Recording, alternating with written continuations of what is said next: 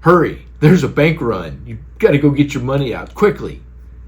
No, that's not right. Hi, I'm Scott Hamilton, a certified financial planner, CFP, fee-only fiduciary. I help people retire, Texas, Austin, Houston specifically.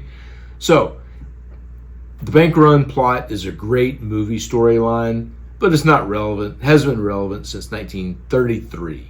As a result of the Great Depression, we created two wonderful institutions, FDIC and SIPC. And as a result of that, the U.S. hasn't really experienced a bank run since. I can assure you that it is safer for you to keep your money in a reopened bank than to keep it under the mattress. So the FDIC is Federal Deposit Insurance Corporation, and SIPC is a similar but for brokerages, and it's Security Investor Protection Corporation. Now, let's talk about the key differences. FDIC is designed for banks. SIPC is designed for brokerages. Think of Bank of America versus Fidelity, Wells Fargo versus Schwab. And what they protect against. FDIC's against bank failures. SIPC, not surprisingly, is against brokerage failures. Think Bear Stearns, Lehman's, those issues, right? Does it protect against market losses?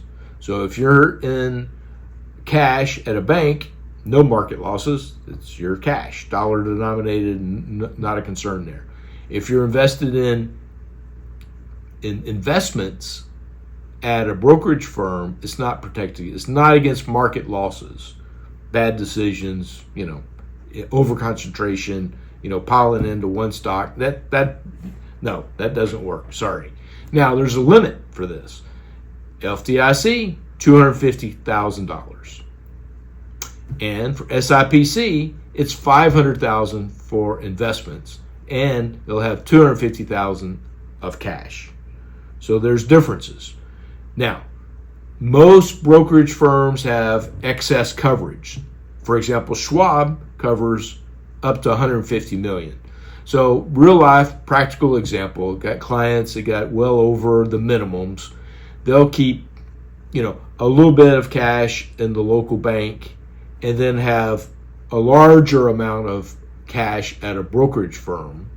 But if it's crests 250, you just simply put it in. In fact, if it's under, we'll still put it into an ETF that maybe it's dollar stable, or it pays interest like comparable to what a CD would pay, or a treasury bill or bond, short terms.